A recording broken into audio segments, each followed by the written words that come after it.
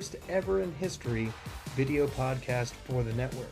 I'm your host, Curtis Brown, and with me today is David Newland, as we'll be doing an interview show, number 7. And a quick shout out now to Arcade Dreamer for the instrumental version of Dangerous from his debut album, Born in the Midnight, available anywhere music can be listened to, Spotify, Apple, Amazon, etc. You can follow him on Facebook and Instagram at Arcade Dreamer Official, Twitter at Arcade_Dreamer, and YouTube and Bandcamp at Arcade Dreamer. Without any further ado, let's dive on it. David coming on today. David, what's up, man? How are you? Doing great, man. Thanks for having me. You guys can follow me on Instagram at Tactical Goku.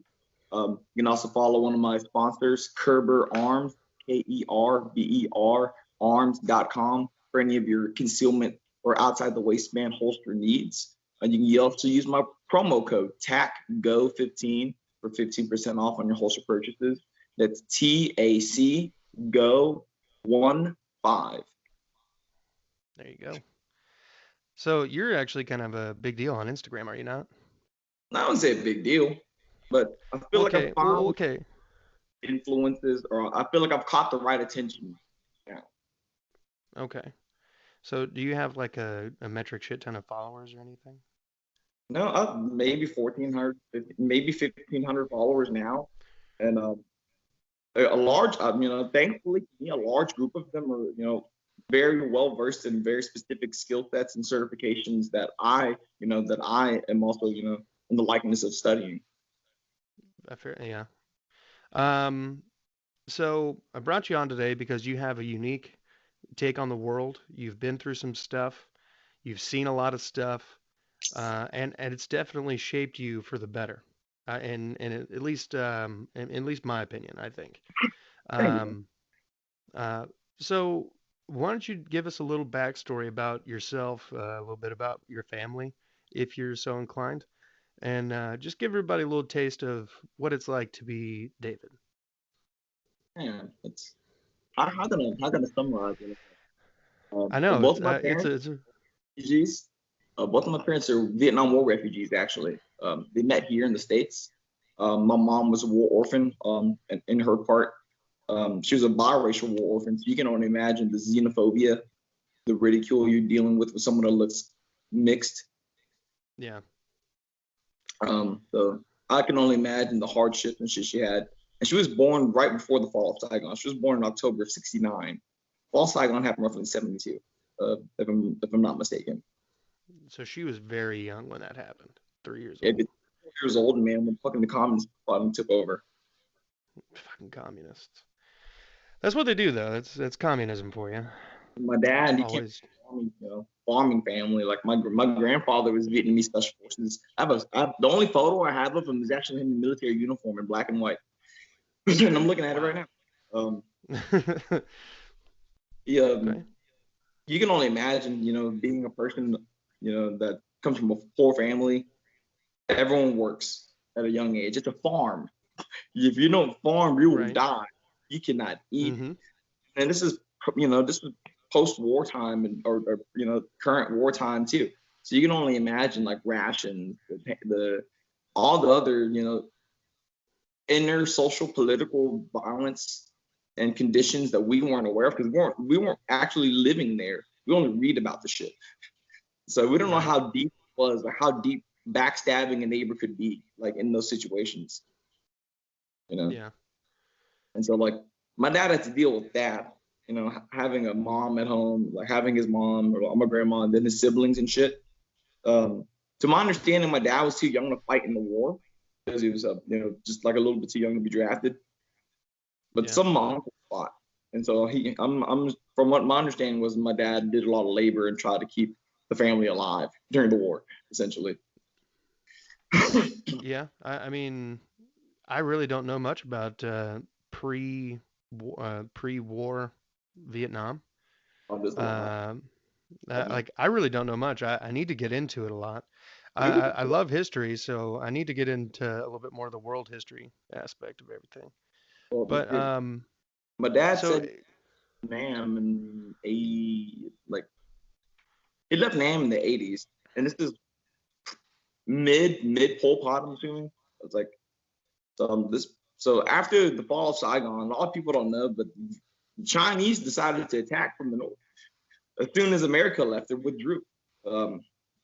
Because while the Americans were still there, they have, comms, they have um, they have logistics to snitch essentially, and let people know China's coming, so they can bring aid while they're still in town. So China knew that, and they waited for America to pull logistical feed and intel out of Vietnam to attack from the north. And also at the same time in Cambodia, Pol Pot was doing this thing. He took over, and the genocides and the killings and the whole re-education or the de-education of the populace started happening to the Khmer people. My dad told me,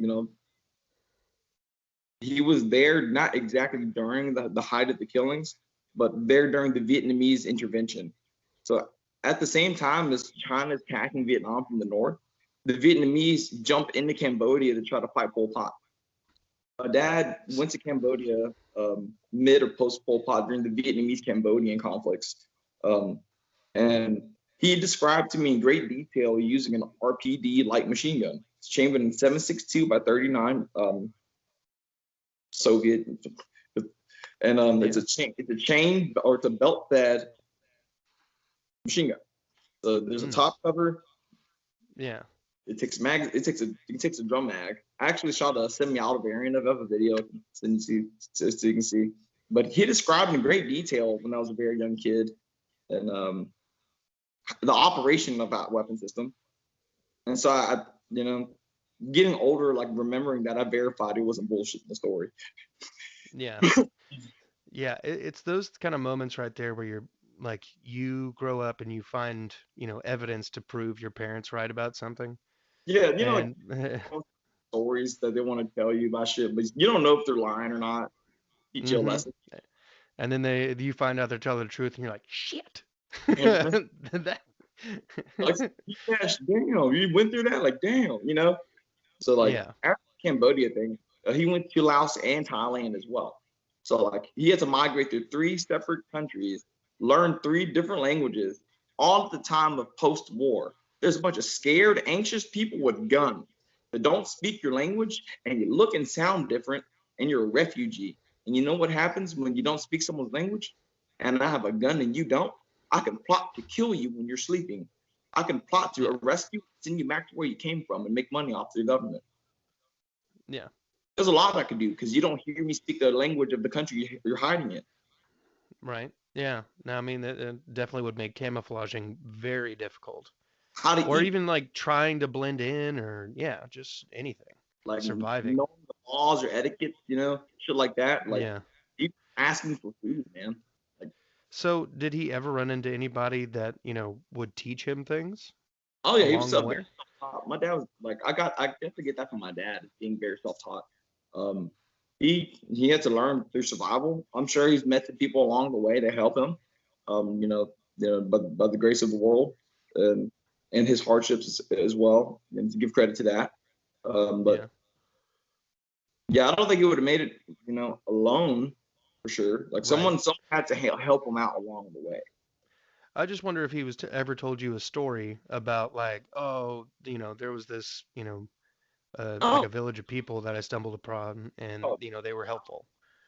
The one I've remembered I can remember as clearly as I can is I remember he said something about the first time he landed in Thailand. Essentially, he didn't know anything about the laws, so somehow he got arrested. I don't know how he got arrested. I think he was begging for food or some shit. I don't know, but he got arrested. And in Thailand and also like in Myanmar and other Buddhist countries, monks come through and people give alms. There's a huge Buddhist community, so either like monks like come and file from the monasteries, and they'll hit the streets with alms bowls or like offering bowls. So you like the practicing Buddhists will give them food and things like that, because they don't work or anything. So they live based on donation. And then one way people give merit to their karma, it's kind of like paying your karma debt. Like this is a karma IRS, essentially. Get rid of metaphor. Metaphor. What you know what I mean? Yeah. Yeah, A metaphor I got you. It's a analogy. metaphor. Yeah. Yeah, yeah. There's a karma IRS in some Buddhist belief, and you can pay it back while Yeah. you're alive and die, but you have to make the conscious effort to do so with sincerity. How do you do that consciously and sincerely? I feel like if you're aware that you have bad karma and you are consciously making an effort to like remove that karma from you, uh, how can you do that in an air of sincerity? I guess to me, because I mean, like, regardless, the whole idea is to get the karma off your plate. So the root of the thing is, at least on the surface, selfish in a way, right? No, not necessarily, because if you have to think about the whole encompassment of reincarnation, if you're thinking Okay. of, if you're compassionate to your next reincarnation, and let's say in the real sense your child, would you not say your child is a reincarnation of you already? Anything you have, your depth, your beefs, anything like that, can trickle down and consequent your kids. That's true. This is That's true. real life. Yeah. And if you can't Okay. pay attention to that, man, how the fuck can you pay attention to the next life you're going to reincarnate into? Yeah. That's a fair point. I didn't think about it like that. Continue. Your dad was in Thailand, got arrested. To my understanding is he went to jail. Some people were coming through jail to offer food to prisoners as alms, as their merit, to pay the karma IRS. Yeah. And my dad couldn't speak Thai, so everyone else knew how to ask and beg for food. And he was literally, he sat there for days, not knowing Hmm. how to get food. He couldn't ask him, hey, me too, And so Yeah. he picked up on what the like the word, the verbiages, I'm assuming, and the body language and gestures, and that's how he started to learn Thai. Wow. Watching Just people bit. say stuff, seeing the consequence of what they said or did, and slowly picking away the environment that way. Wow. How long was he in Thailand? I have no idea. I'm just like, if I was him and I'm having to deal with all that, I'm trying to get out of there as fast as possible, like ASAP. Think Like, about bearing the get weight of your me. shoulders. You leave your mom. He left his fucking mom behind. Yeah. Okay, his Like you're. siblings, mom, everybody. Was his initial goal to come to America or was it to go somewhere else? Yeah, here. Okay. All right. So he came here in the late 80s. Your parents met somewhere along the way. Yeah, they made somewhere here. Here. Yeah, like early, like I think Interesting. 1990.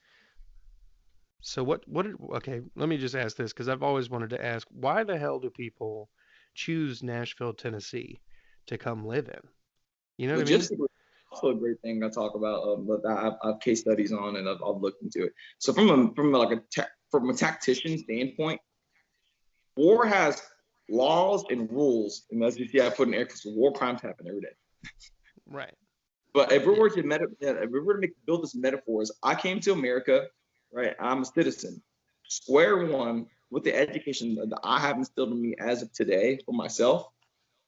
I can legally wage war. You can be your own shogun. You can be your own daimyo. You can be your own fucking general in your own household in the state of Tennessee. Legally speaking, you're not breaking any laws. You can be just as armed, just as educated, just as equipped and prepped in the condition you need to be, supported by written law, as long as you educate your environment and the people within it. Damn. I didn't know that. Good I'm about example. to become, that is wow.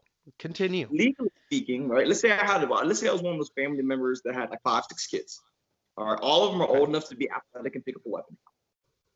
In the Okay. state of Tennessee, I can legally buy 10, 15 rifles if I wanted to, if I have a clean background check and the money to boot it. Okay. Hmm. I'll wait for my background check to clear. And I have the money, I'm going to pay the gun store for all the guns I'm going to buy and take them home and then teach my kids to use them. Guess what I just built me? A small fighting group of people who can do my bidding because they're my kids. Yeah. I can indoctrinate them into an ideology, Yeah. a way to Well, yeah. believe, a way to fight for something. And then Right. the state of Tennessee allows you to own weapons, own private property if you pay for it, right? Carry a Right. weapon in a loaded condition. That means a ready to fight condition. Um, and so on and so forth. The procurement of education as well. Like in other countries, you trying to look up how to build a gun will have the fucking federal police at your door kicking your shit in. Just Googling or whatever search engine people use, right? Without a VPN. Yeah. Anything me and you take for granted looking up on YouTube or Google, that's a red flag in other countries, man. They'll list you. Oh, you're trying to emulate American freedom? Or you're trying to rebel? Like, that's real shit that Europeans and other Asian countries deal with to this day. Yeah, absolutely.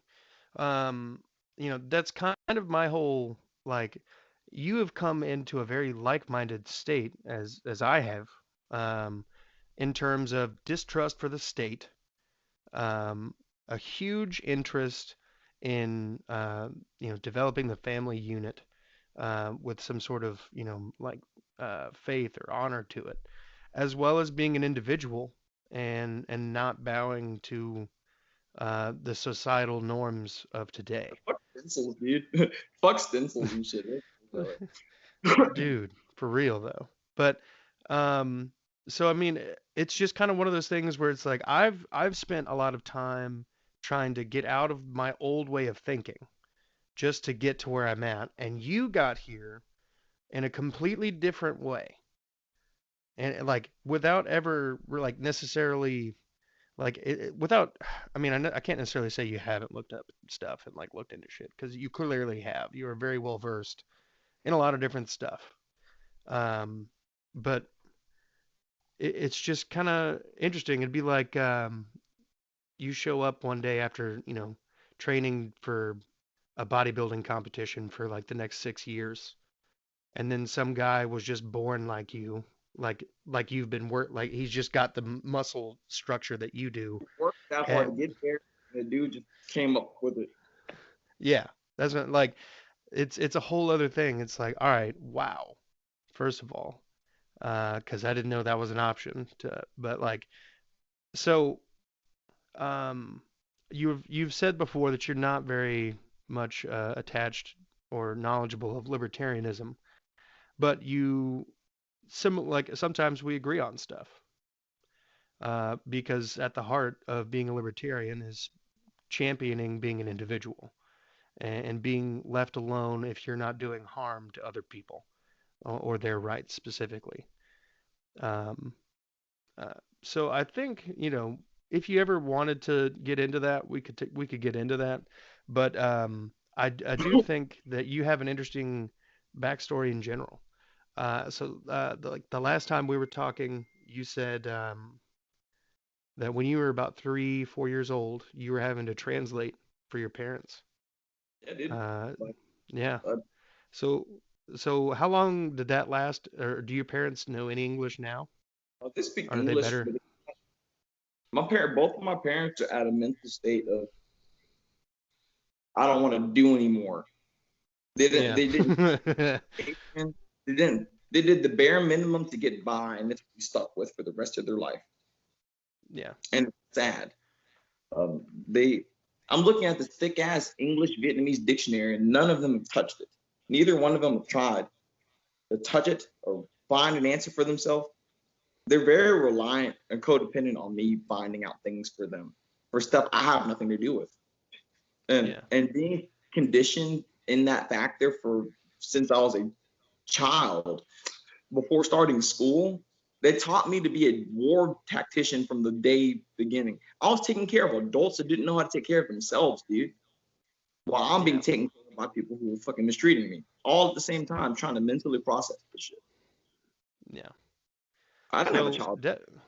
no, no, you were basically an adult from the womb, um, uh, because circumstances needed you to be that way. There's so Um, many immigrant kids like me. Like there's so many other kids from different refugee families or immigrant families that have dealt with the same shit I've had to deal with growing up because of the parents' codependency and stuff. yeah. I mean, you're not wrong. I would imagine that there, like that, that just makes a lot of sense that there would be a lot of growing pains for the first people, and then the second generation that's been here, or the first generation of naturalized citizen. You grew up with it. It's natural to you. I mean, it's still, you know, Let's see. So your dad moved here in the 80s, and he I think was how old? 89 or 90 somewhere. Yep. Okay. Let's just say 90 for making it It easy. was When you kind of, when Okay. So how old was he when he got here? Do you know? Dad was born 57, so 1990, 33. Yeah, sounds about right. Um, Damn, and quick math. then so it's been 31 years since he got here, right? Is Yep, that math? yep. So I mean, if you look at it in a certain way, he's still only been here 2 years Half, less than he was in outside of the country. it's been only been half his life, dude. Yeah. So I mean, look, I'm not saying that they should, just not put effort into learning new things. That's my whole thing is like I'm trying to learn something new every day. They're Yeah. broken, dude. They're just broken. I mean, they're from a different time, a whole other world. Like you grew up in your situation and you find the faults in your own situation. But they didn't even have the ability to worry about that shit. Oh, no Like, accountability for shit. It's just survival and reaction, survival and reaction. There was yeah, never down, reanalyze, do it safer, do it better. No, it was just straight up fuck, fuck, fuck, fuck. yeah. So that's what I'm saying is like you at this moment you probably have a sense of calm at at your age. Like you're just not like you don't strike me as an overly aggressive person. You're calm with yourself. You don't like carry It's yourself surprising. and then That's something I've uh, worked on. It took me a very long time to learn how to tune that down.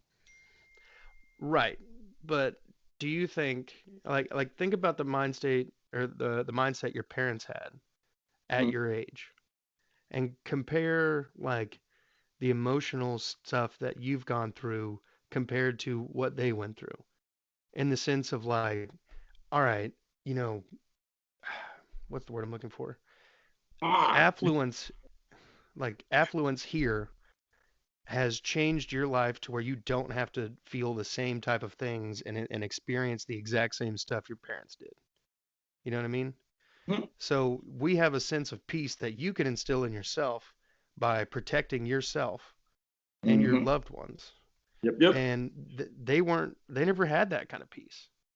You know what I No, mean? they Not when didn't you're know how to age. empty either. Like my parents literally did not protect me for anything. They just fed me, gave me a place to stay. If anything, Yeah. they just beat the shit out of me some more. Um, But a I lot of it mean, a lot of fucked up shit in my household went unchecked until DCS got involved. But it's a whole nother fucking thing. Um, yeah, and I'm not making any sort of excuses for their no, no, behavior. no, So no, no. Of course not. I've just But never, they had their fair share of hardships. But yeah, the hardships that they've told me, that whatever they've shared from their experience is what drove me to be the person I am today. exactly, exactly. But not everybody learns from their parents like that. You know what I Oh mean? no, Not everybody hears the story of their parents' history and is like, oh, let me just do a complete 180 from that, or improve upon what they built or whatever. So in that regard, I have a lot of respect for you and anybody who does things similarly. To be honest, um, I think that shows a lot of like you've had to stop and kind of boil things down for yourself and like realize what matters and what doesn't matter and you weigh your options pretty calculated.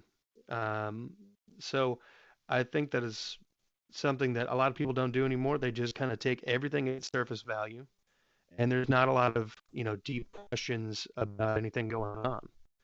Um, so you know, what do you think needs to change to get people to be more like-minded with us? people need to really realize you can die today. As bluntly as I Yeah, can put it. You need to realize you can die today. Whatever you thought you had planned, whatever thing you bullshit dreamed about, whatever half-ass promise you gave, you need to realize you might never fucking make that shit come true. yeah, And nobody you love will make it happen for you when you're fucking dead.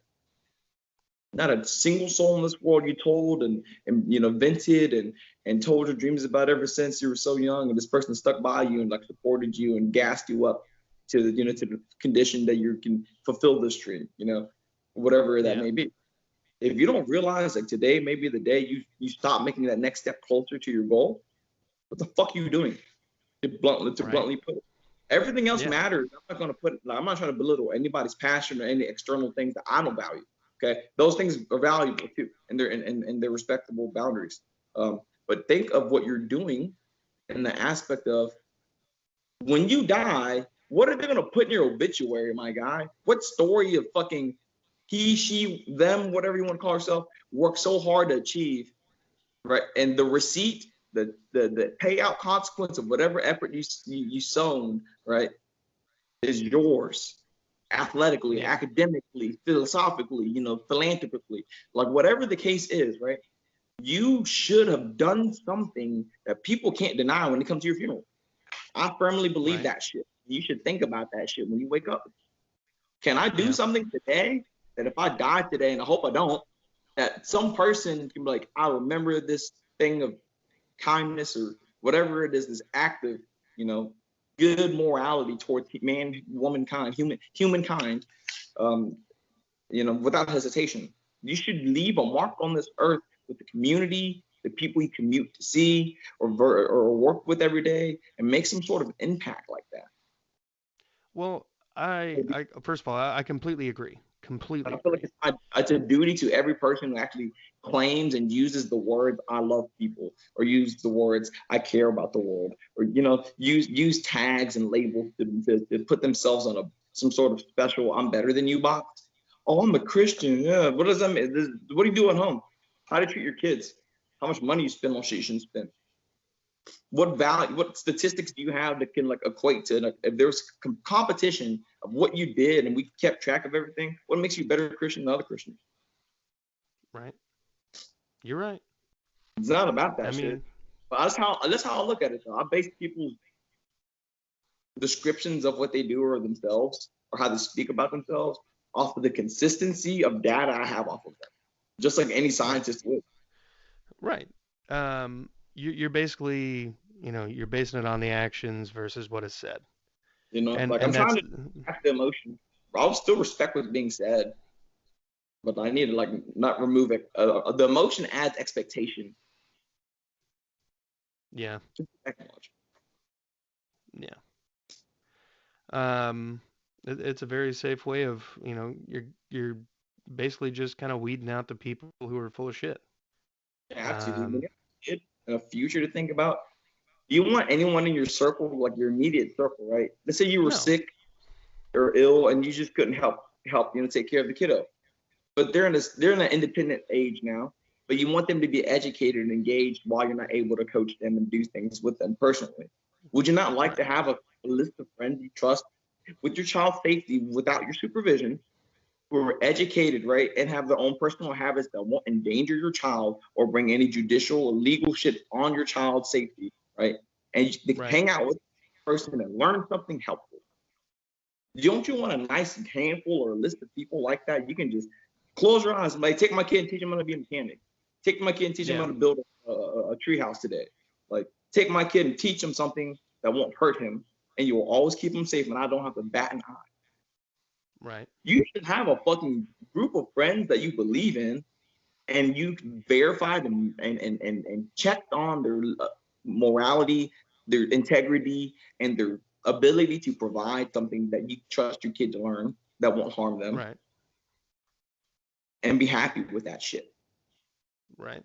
I pride myself in having, it's a very selective chosen group of long friends I've made for business owners and experts in very particular fields I need education in. Right.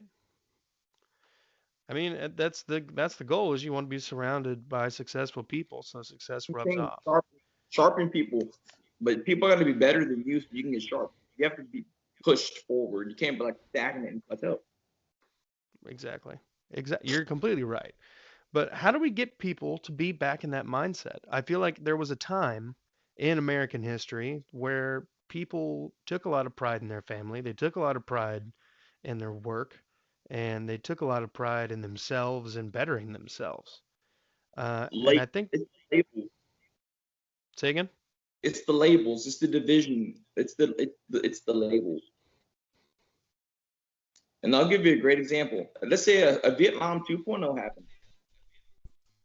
Even better, let's go back. We'll go back. Let's say Vietnam still happening. Okay. Okay.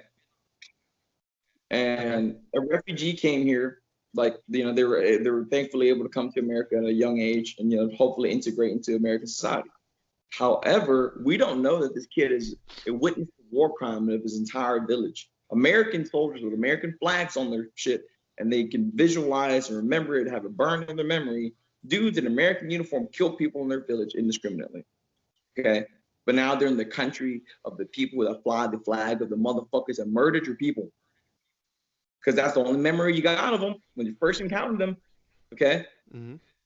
So you can only imagine the type of fear people have coming into this country and how us as people, right? But no matter what skin color or what family or country you came from as an American citizen, when you went to go enlist or get drafted, they don't give a fuck what color you are. You have a flag on your shoulder, buddy. They don't give a fuck. Yeah. You're an American. So why can't you see yourself the same? Right. Oh, I'm African American, I'm Black American, I'm Viet American, whatever. No, over there you have a flag on your shoulder. You're gonna die if they need to kill you. They don't care what race you are. You have a flag on your shoulder that combines you all in a collective. Yeah. And now we have all these stupid hashtags and these identity crises and shit. And people want to fight and have a reason to fight over telling yourself you're someone you want to be. I don't understand. What do you need to prove to me? If you want to be gay, cool. You want to be bi, cool. You want to be trans, cool. You want to be whatever you claim to be. That is what you chose to do for you. You do not need to broadcast it and bolster it everywhere like you're being drowned, beaten, oppressed. If you are safe to do what you do, then by all means practice that and your American freedom to do so. And I support your gun ownership rights to protect yourself from bigotry and racism and hate crimes. Because you can do all those other alternative ways of living and lifestyle that I don't, and protect yourself and be an individualist. Hmm. Because See, hate crime, yeah, you touched on it just then. At least, what I think is a huge part of it. People with all these identity crises and crises. I like the way you said that earlier. Crises. I don't know Um, about the word. I don't know either, but I like crises. Um, so all these people with these crises are basically, trying to find a group to lump themselves in. And there's like, it's like a subgenre, if you will. So they're trying to find a specific genre that's just for them. And because of that, it's basically made general communication and it's passed the message down very poorly of like how to be successful and the things to do to be successful and the things to do to help others around you be successful or to be a better person in general. People are too focused on, like you said, broadcasting their beliefs so that everybody can be aware of all of the struggles that they've had to deal with. Uh, to that vein, I firmly am in one of the camps of the people who think that Pride Month and Black History Month should be swapped. Yeah, I mean, why? Have you seen the Bill Burr stand up where he talks about that? I He think I actually, think so. it might have been the SNL monologue, I'm pretty sure, but he's talking about like how does a group of people who were never enslaved get a whole month in the middle of the summer, but the people who were enslaved get the coldest month of the year? Like, what kind of shit is that? Yep. I don't get it. Um, I don't look.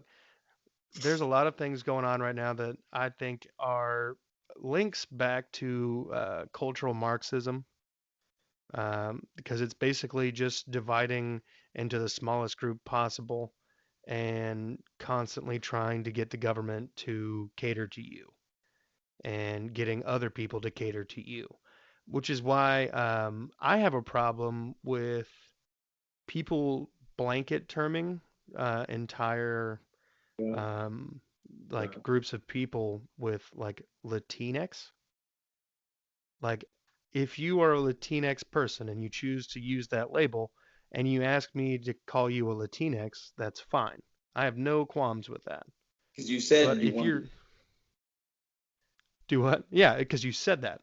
But if you are a Latinx person who references all of the Latino population as a Latinx, I feel like that's No. disingenuous and just shouldn't be done. Yeah, dude, there's so Now, many if you're different addressing the needs and individual indigenous groups in between those as well, man. You can't cluster everybody together.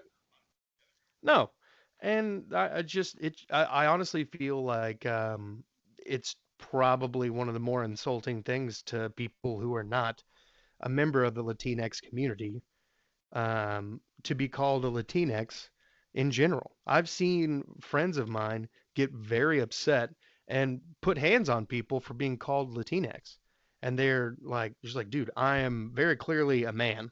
Like, what are you questioning here?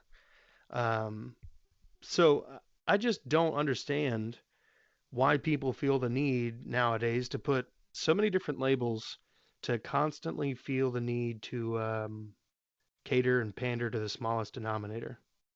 Well, think of it this way. Well, me through my personal meditation and being a martial artist and being very self-aware from an early age, um, I ask a lot of people before I teach them anything that I want to pass down. Consequently, that may have bad or good repercussions. Um, what does your name mean? And do you fulfill Like, that? Do you have a goal to fulfill what your name means before you die? interesting. Good example. My name's David, like the shepherd. I was a Hmm. I was a theology. I used to be a youth pastor, man. I fulfilled my duty. I've shepherded people. I still shepherd people. I taught all the rookies at my job that I just left.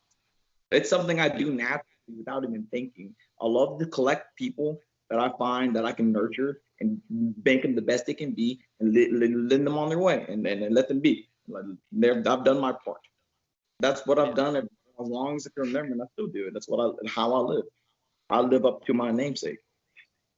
I'm a warrior minded person that wants to shepherd. Yeah. I'm pretty sure my name, Curtis, is it means courteous, and my middle name is Benjamin. It's supposed to be son of um, my right hand, I think is the whole thing. But I don't even know what that means. Like, that is nonsense. What does it mean to you? Well, obviously Curtis being courteous, that's kind of obvious. Just be genuinely courteous to people. And then son of my right hand. Honestly, the only thing I can think of right there is like somebody's jerking off. But I guess beyond from a that, study, like it's something else. Like I studied language as well to understand like language and meaning and theology. Like for instance, you can say a word in English that's completely different translation, but it's the same word in other languages. yeah, it's basically because it's English is a mutt, like American English is a mutt language. Absolutely. It says Uh, it says son of right hand. yeah, it might be backwards. Like, might be like brown means like I don't remember. The I've only thing looked it up once. if son of the right hand, the only thing I can like educatedly guess would be like whatever you passed on to your sons. You know what I mean? Like it's a term you would use to say you had worth to give to the next. Okay. The son Okay. of the right hand. Like my right hand is my work. And if Yeah. I'm going to pass it to my son, that means I gave him my work For to the labor, maybe. or something of that way, of something of providing for the next. Maybe. Yeah. Yeah. I got you. I don't All know. That's right. how All I right. was. I mean, that's basically the only other alternative I was thinking of. It was like uh, basically passing the work ethic down, and the right hand being like your right hand man kind of deal. Um, so I don't really know. son of my right hand man. And it could also be seen to the third generation there too. It's true. Depends how you interpret it. Yeah, interpretations are a huge deal, but let's see. So we've talked about what's ailing society. How do we bring back or bring some sort of honor back to family trees and everything? How do we make society strength the family again? There was a time in American history where the African American people or Black Americans or whatever the hell the term is now, um, where both parents were in the house more like a part of the home more often than in white families. They had strong family ties, and now that is not the case. Black Wall Street exists. Um, I'm sorry, kind of Like cut out there. Black Wall Street Yeah, existed, but a huge, highly, a highly educated and economically equipped Black and African American individual who survived the hardships and built something for themselves from everything that they've been taken from. yeah, What happened? that's the question. Like, I would imagine that the answer is people started just giving stuff to people. And then the importance of work disappeared. Um, I think that the government got in the way a lot and started taking roles from the family away, and it took the importance away from family and more towards government. His role. Yeah.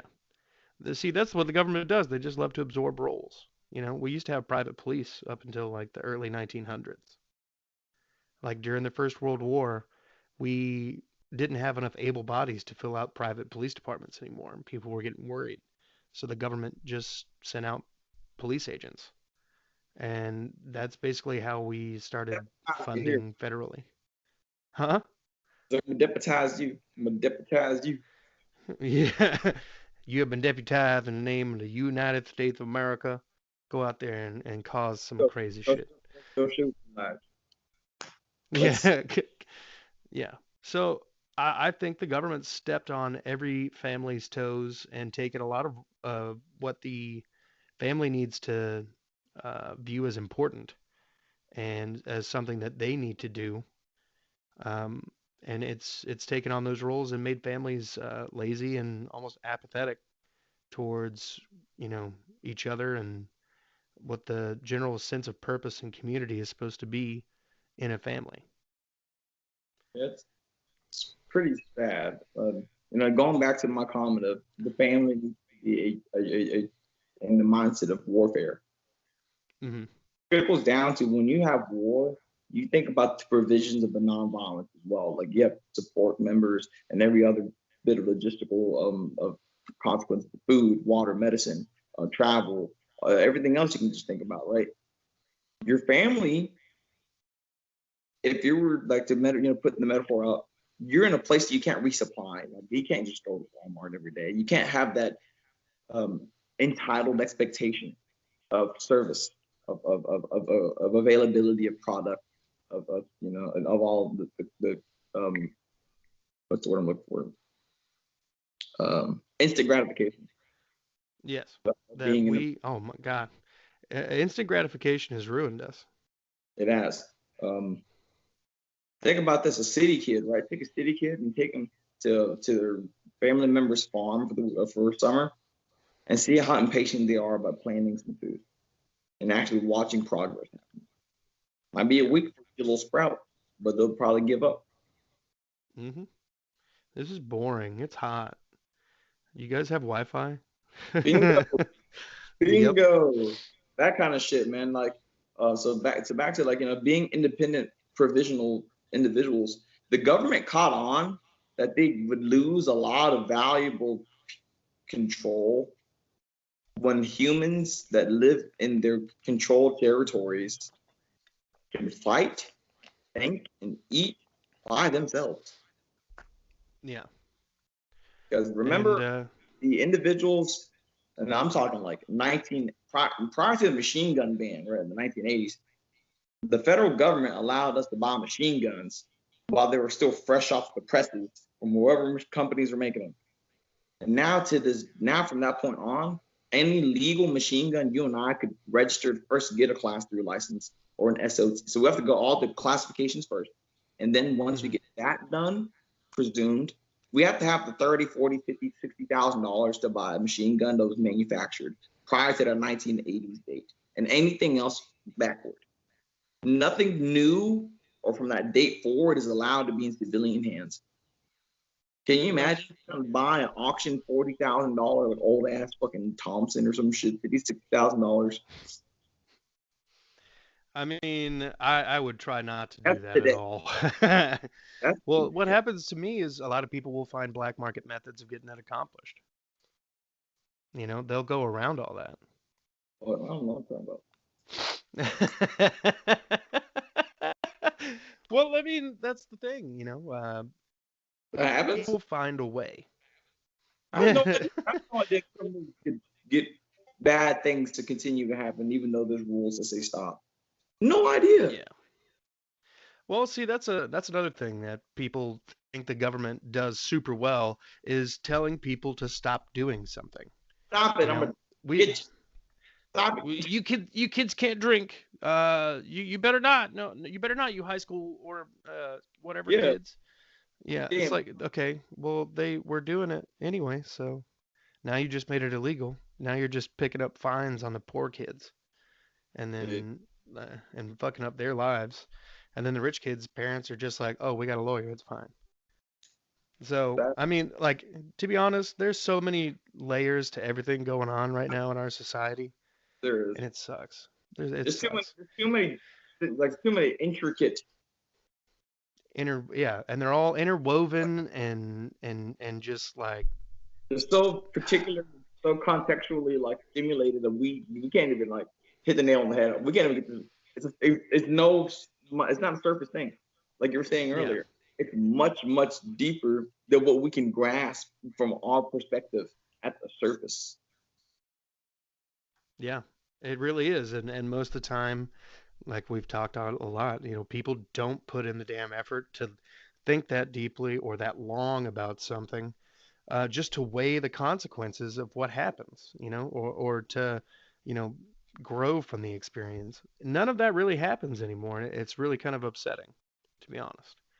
Uh, but beyond that, I was going to ask you if you were in the mood to learn something today. Uh, Okay. Do you know much about the Federal Reserve? a little bit, like Okay. so. What do you know? Tell me what you know in a brief summary. Okay, so prior to the privatized bank bullshit, gold was prevalent to populace. It was cool, like everyone could own it if you got it. And Yeah. the government pretty much didn't like that. Couldn't keep track of it all. So they started centralizing money to the Federal Reserve, started loaning out money for money they lost for war efforts, trying to make more money. Hmm. So like essentially the government lost a bunch of money and now they're trying to renege Basically. on some shit they couldn't cash out on because citizens cashed out on the opportunity before they caught an eye to the opportunity themselves. Yeah. So I'm gonna learn you something real quick. Go ahead, show me the way. Educate me. All right. So the Federal Reserve was instituted in the early 1900s, I believe 1911. Um, yeah, under Woodrow Wilson. It was passed December 23rd through Congress while Congress was out of session and nobody was there to vote on it. Yeah. Yeah. Okay. Second, this was owned and an idea by the top like 10 bankers in the world Government official had to, well, the government official, they just got Woodrow Wilson's approval to do it. And that's you how know the Federal it was Reserve exists. dudes in the office saying, "Hey, this is for the people." No, it was Right. a bunch No. of bankers saying, "Let's get a government guy to pass this on and get it officiated." Pretty much. I can't remember the name of the party, but there was a literal party that happened somewhere on a small island where all the biggest bankers showed up to discuss what the Federal Reserve was going to do The Bigger Bird and how meeting. they were going to. The what meeting? Rickerberg, or what the fuck it's called? It was a weird name, so it might be something like that.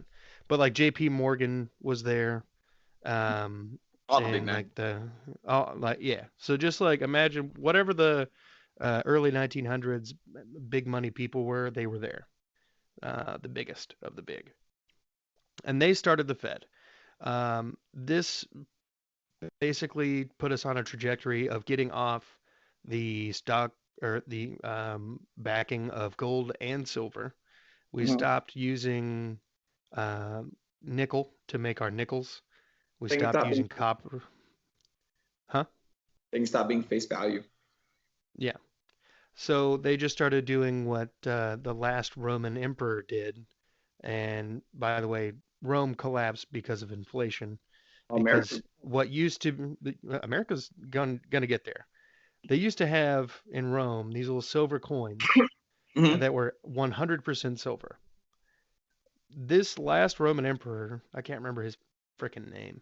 Um, he changed all the currency to where it was basically made out of like the super invaluable material and just given a silver bath. Like they would just kind of dip it in some wet silver. Um, Even if it and helped you and hid it from me, it wouldn't offer you anything. no. So from that moment on, we have been experiencing the government taking on more and more national debt. Um, our national debt is at $28 trillion, $28.3 trillion right now. Okay. Now, a little bit of national debt, like, maybe $1 trillion is actually supposed to be healthy for the government or something. That's what I've heard from some people, but I mean, like, basically, we've had a national debt since Thomas Jefferson bought the Louisiana Purchase. Um, so uh, he theorized that it would be a good idea to have at least some to prove the relevance of the government. Um, but regardless, um, by the early 1950s, we had experienced a massive growth in the prevalence of the U.S. dollar. Um, so the U.S. dollar's value plummeted.